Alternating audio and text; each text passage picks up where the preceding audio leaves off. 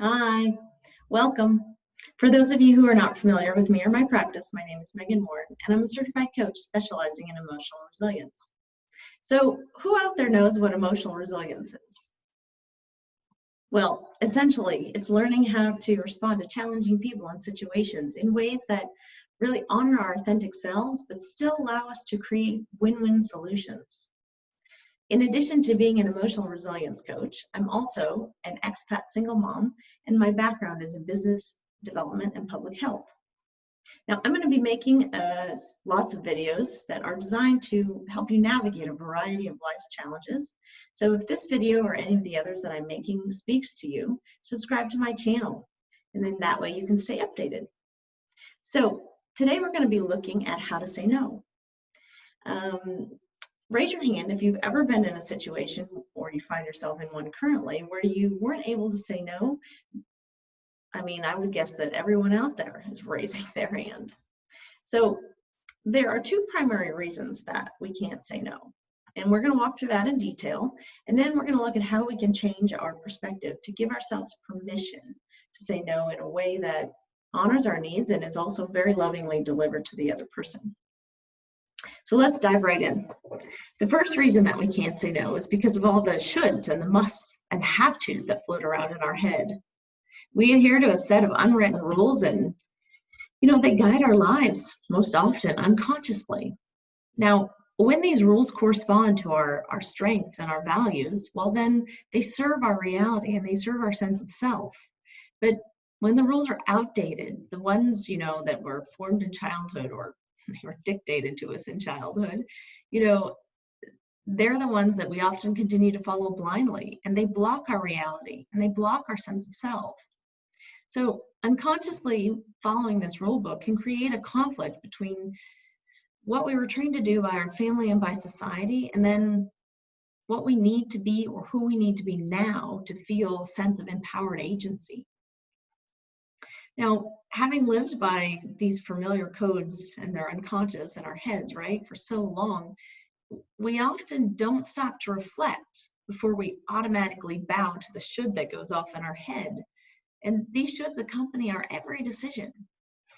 So the more that we give into the musts that are in our heads, and the more that we suppress our needs and our desires, well, the bigger that conflict becomes.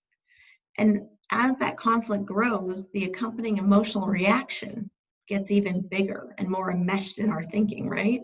And so it's really difficult to see our way out of our heads. Our thinking actually becomes cyclical at points, and it just traps us in that vortex. So that's really the first reason that we're not able to say no. We say yes because we should, not because we want to or we need to. Now, we're going to look at how to inverse this, but let me outline the other two reasons that we can't say no.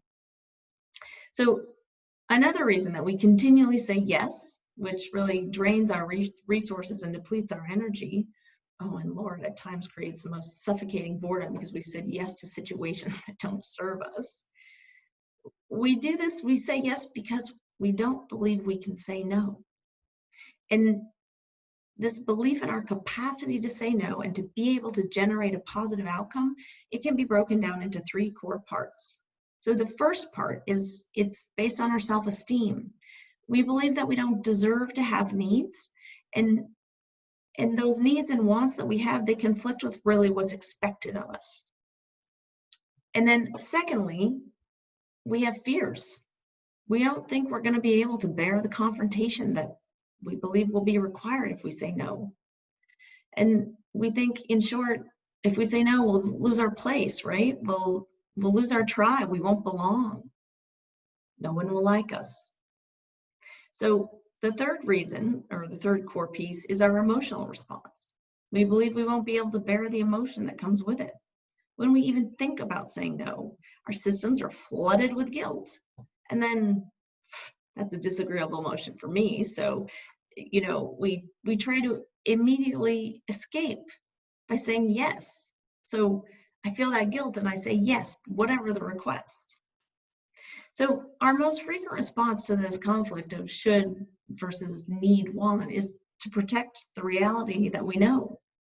And how do we do that? Oh, by forcing ourselves to adhere to the rules. And the more that we do that, the harder it is to see our way out of the internal conflict. And we get so good at keeping ourselves in line that we start believing that this is just the way it is. And then you have those concepts like fate or phrases like it is what it is. Well, they're commonplace. They pepper our discussions. And the accompanying internal drama really threatens to spill out and overwhelm us. So then what do? Well, we take measures to prevent the irritation and the resentment and the frustration from spilling out over. Well, I bet you know what's coming next. Yep. What's a common way that we keep ourselves in line? Punishment. Yep. We're really good at it. We punish ourselves. And we're so extremely clever because our inner critics get started, that dialogue gets started in our head, and it fights with circular logic. You know, you can't argue your way out of gaslighting or that circular logic, and any attempt to argue is met with, the internal in our head, that tone of outrage or contempt that we would dare to step outside of the framework that we are supposed to live by. And that inner critic really implies that that we're being audacious. We have the audacity to ask for what we need or want. When we do that, we're being unreasonable, right? We're being selfish. We're asking too much. And so we listen. And we stay safe by playing small. And we say yes. But before we look at how we can work with these rules and fears and doubts that help us create a situation where we honor our needs and our wants and we can say no with love, let me set up a scenario for you about how this played out for one of my clients. And then I'll use this example when we talk about how we inverse each of those points above. So one of my clients, she was a woman in her 30s. She was really struggling with burnout and the impact of that burnout and her work-life balance on her personal relationships. She really became her work. She came to coaching because she wanted to establish an equilibrium that helped her maintain a better work-life balance.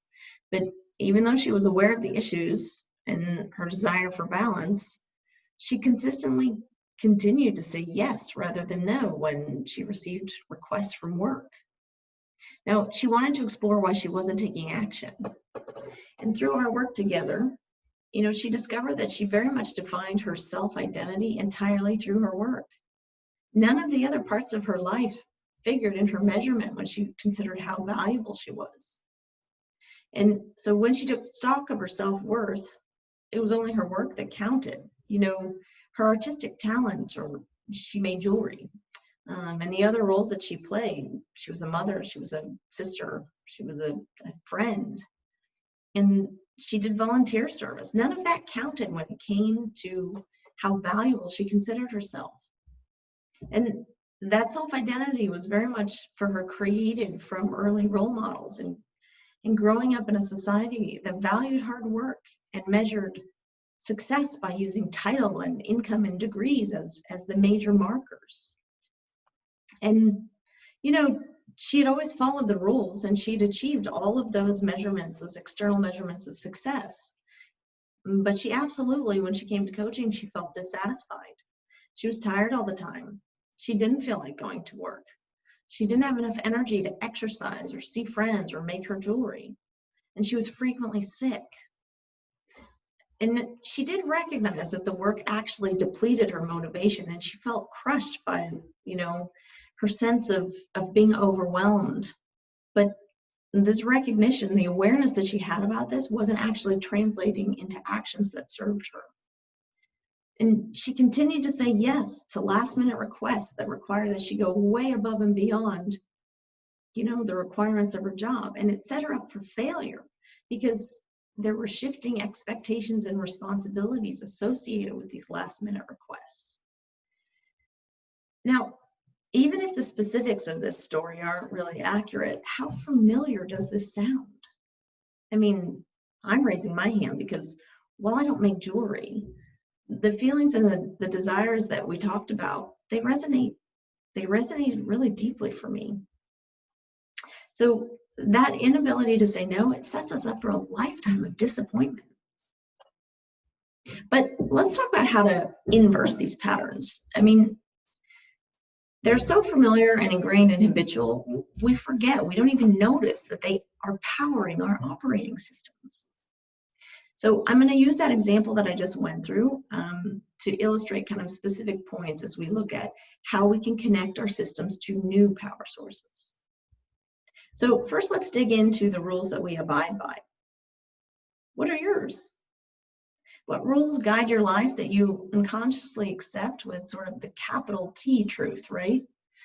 But which maybe if you looked at them a bit closer, it might just be a big misshapen bundle of societal expectations and roles that were modeled for you in childhood, values you grew up with that they don't fit you anymore, and fears and assumptions that were instilled through experience or stories. How true are those truths for you right now? In the who that you are right now, this iteration of you, how true is all of that?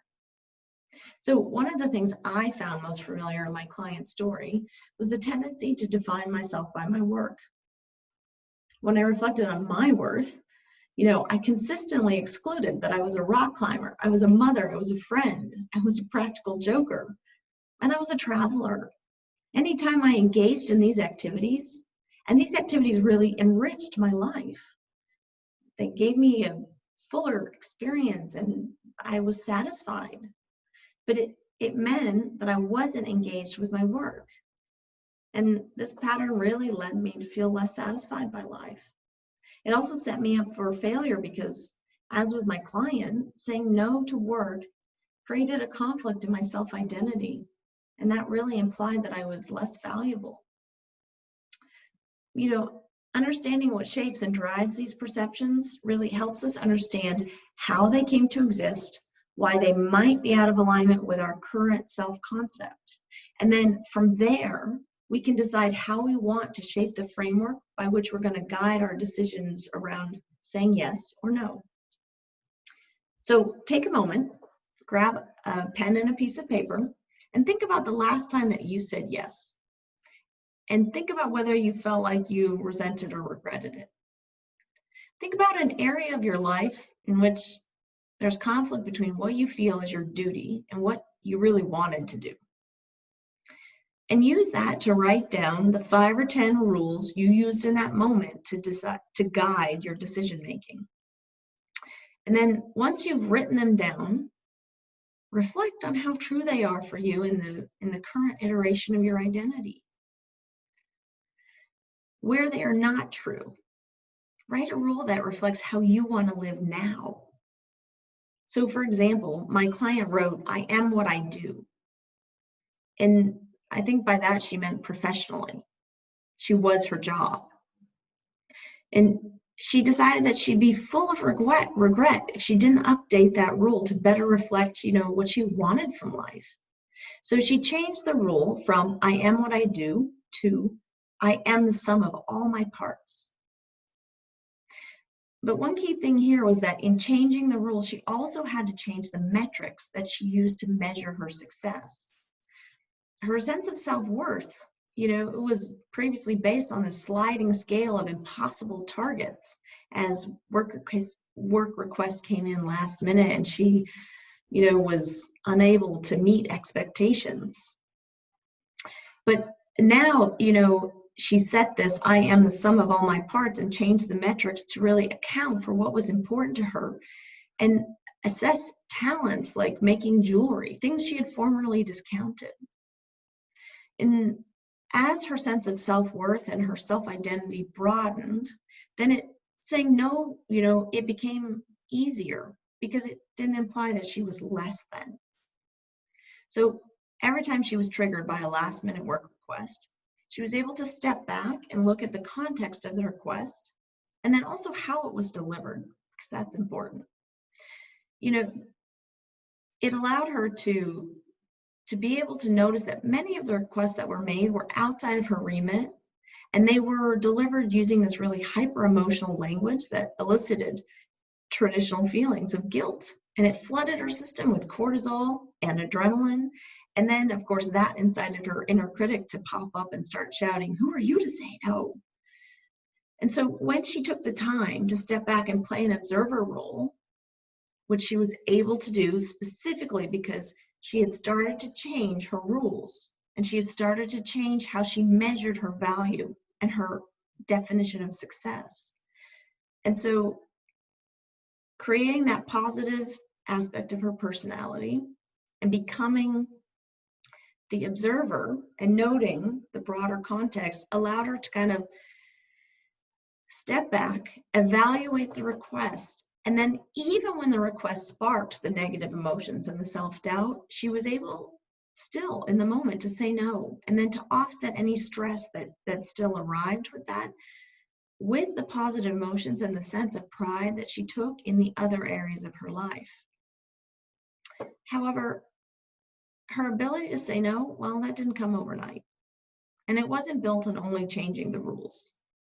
During our work together, she really had to face the conflict between what she should do and what she needed to do for herself. She had to face that full on.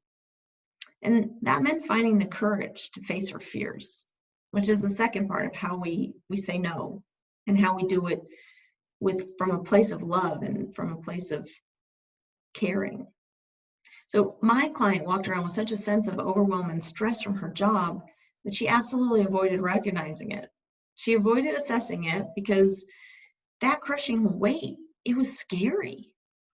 And since she wasn't admitting to it, then she wasn't able to assess it and break it down into manageable pieces, where she could use that to plan for her success. I mean, she was a project manager, but she wasn't able to step back, look at it, get a sense of the scope of the issue, and then break it down into steps or small parts.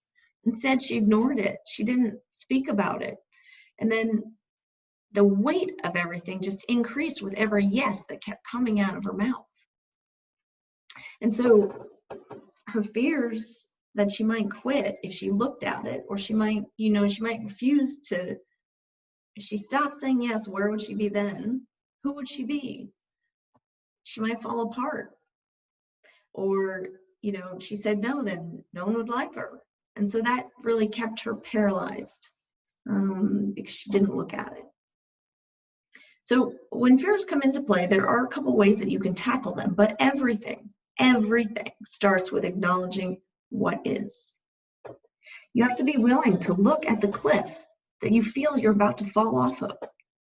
You have to acknowledge the internal pain, the conflict, and you have to voice your dissatisfaction. And then once you start talking about it, the shame begins to evaporate, which makes it easier, right? Because then you can accept your needs and you can plan to meet them. So in my client's case, once she admitted that she felt overwhelmed every day and she was scared that she would just stop showing up to work, or that seeing how big the problem was, she would just crawl under the covers and stay in bed all day. It kept her moving forward. Once she started sharing that burden with those people that were close to her, she felt a huge sense of relief. And then from there, she was actually able to look at the fears without that extra weight. And then she was able to begin to address them. So let's take a moment to look at how we can work through our fears from a mental perspective, and then we'll follow that by looking at the emotional viewpoint. So mentally, you can challenge your fears. For example, how true was it that admitting to being overwhelmed would prevent my client from going about her daily life as she'd been doing up till the moment that she admitted it? What evidence did she have that saying no would get her fired, which was another fear of hers? Or where is her proof that her colleagues wouldn't respect her if she said no, especially when the projects were outside of her scope? Challenging the whole host of fears that she had around the situation really enabled my client to realize that she didn't have the evidence that was required to be able to confirm those fears. So understanding how much of those fears were really just in her head and that she didn't have proof outside really helped her to be able to move forward in spite of the fear. And then using this, she was able to say no. and to push back. And interestingly, it had a different outcome than she anticipated, because her colleagues actually respected her strength, and then they came forward and said that they wish that they could say no and they could find their own strength to push back. So it had a really, the inverse outcome of what she anticipated. So another trick for mentally combating fears is reframing thoughts that paralyze us. When you are looping and it's a repetitive story, or your inner critic is, she's on her high horse and she is bashing you about the head with her dire prophecies of the problems that your selfishness is going to cause, well, then you can pause and you can reframe those thoughts by asking, is this in service of me? How helpful is this thought? And, looking at my client, the fear story that she might not get promoted, it ensured that she was stuck in that looping pattern, and it increased that sense of conflict and the anxiety and that sense of overwhelm that she had. But reframing the story, allowed her to more accurately define all of the ways that she was already going above and beyond in her job. And in fact, she was exceeding the expectations, and it helped her to recognize that she was at a point in her life where she was no longer willing to sacrifice in that same way to get the title and to get the money. And so being able to objectively see her work alongside her priorities, it really helped her establish some boundaries that respected what was important to her, and that gave her the time to do the other activities that fed her spirit and contributed to her sense of self. And so my client was able to inverse the part of the story that she told herself. She took the idea, so she flipped the idea that saying no at work was selfish, and to the inverse of that, which was saying yes at work was really the selfish choice. And this it was a powerful perspective shift for her, and it helped her understand that saying yes meant that she would be tired and irritable at home. And it helped her see that with every yes, she grew more and more dissatisfied with life, and that made her mean. It made her mean-spirited, and it made her passive-aggressive. So she was able to admit that choosing work, and striving for the title or the money were the selfish thing for the impact that they had on her personal relationships. And she had identified that as a priority for her. So reframing that saying yes to work was actually the selfish choice helped her use a very different viewpoint, and then made it easier to say no when she needed to. So the last mental tool I'm going to touch on before we move on to look at the emotional blocks around saying no is our tendency to avoid confrontation. So how many of us have hard conversations sitting in our mental waiting room?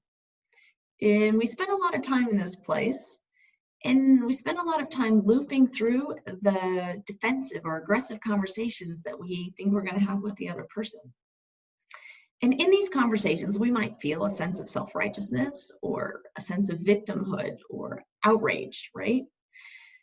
But rarely do we ever feel a sense of success. We never picture a positive outcome where we explain and then the other person understands and agrees, and then we get to our desired outcome. So we fool ourselves into thinking that we're able to mind read. We believe that, well, we're going to be able to predict what the other person is going to say or do.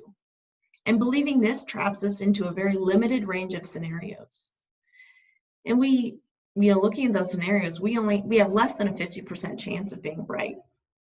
And they've measured this. So if you don't believe me, watch the TED Talk by Kang Lee. He looks at the ability of a parent to tell if their child is lying, and the parents in the video fail.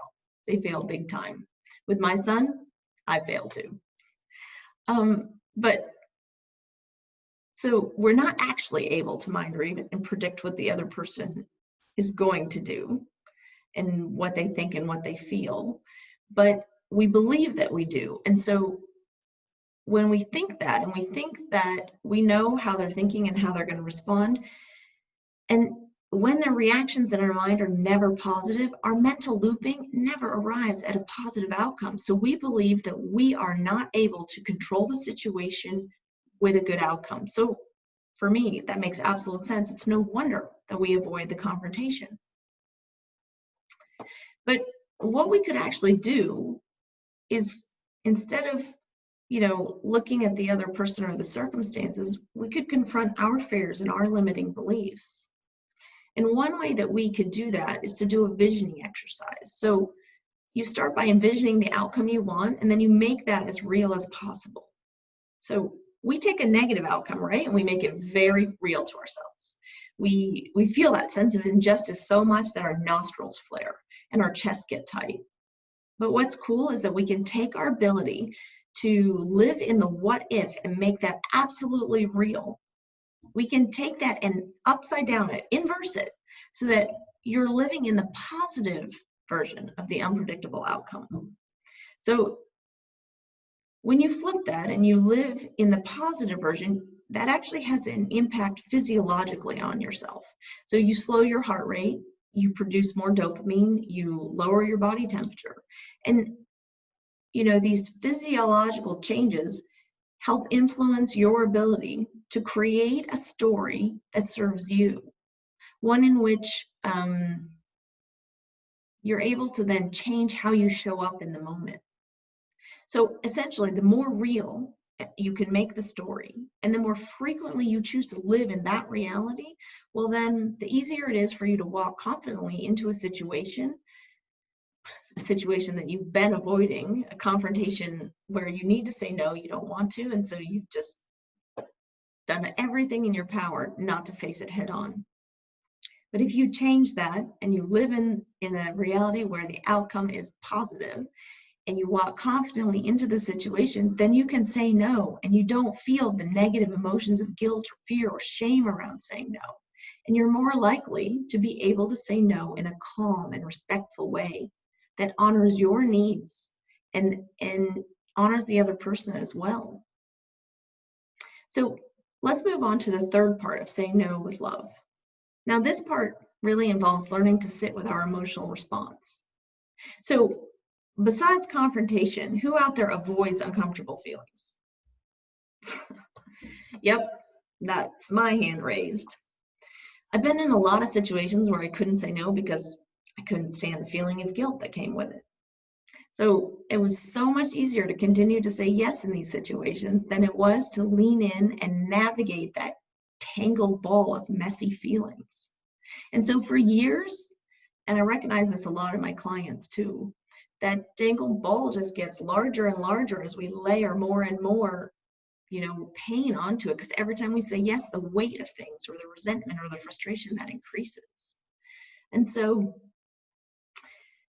if you look at the example I used earlier, my client felt frustrated because of the benefits, right? The benefits of saying yes had stopped outweighing the cost for her. But she avoided untangling the frustration and the helplessness that she was feeling, which would have enabled her to get to the heart of the story. And getting to the heart of the story is critical to changing your behavior. So to understand and harness the power of your core motivation, you have to trace the messy feelings backwards to get to the beliefs and the story that are often hidden by that big emotional reaction. And so it makes sense that we do this, right? Evolutionarily, we're built to avoid pain. Pain signals danger. So we reach out, we touch the hot stove, and we jerk back from it, and that protects us. So the step of leaning into it and actually, pulling apart the emotions, that's counterintuitive. Now, one thing that might make this a little easier is to recognize that we are already coping with the pain and the discomfort. And these feelings are actually directing our behavior, even if it translates to an absence of action. So walking around all day with 50% or more of our energy tied up in the arguments in our heads, or, looking at my client again, she was using all of that energy just to help her bear that sense of overwhelm she felt, and it wasn't serving her. So in the end, actually, she found that almost 80% of her energy went towards just simply bearing that burden that she got from always saying yes. And that left her with little to no energy for the rest of her life. All the other areas of her life that made her who she was, she didn't have any energy for it. And so even though she wasn't admitting to the pain, right, because she hadn't acknowledged it, it wasn't actually less present for her. It was present in every choice that she made. And so this is where we can start to acknowledge what is and move or redirect our energy in service of us. We can use that energy to actually look directly at and feel the discomfort. I mean, we're already feeling it, but looking at it and being able to be curious about it, well, that leaning into this discomfort, that opens a door. It opens a door to learning.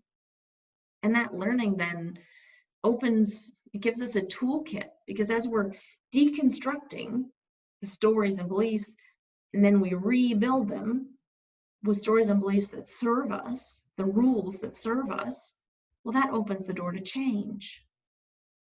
And in this case, the door through which that we can learn to say no, if we can learn to say no from a values-based place, well, then that opens the door to some new possible outcomes.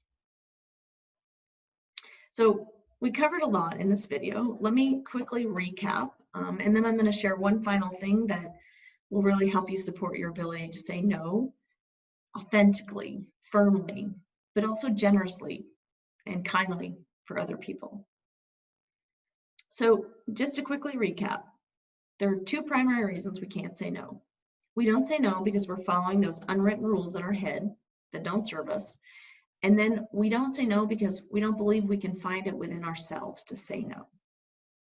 And there are three things that we can do to change our perspective, which gives us permission to say no in a way that honors our needs and our authentic selves, but is still lovingly delivered.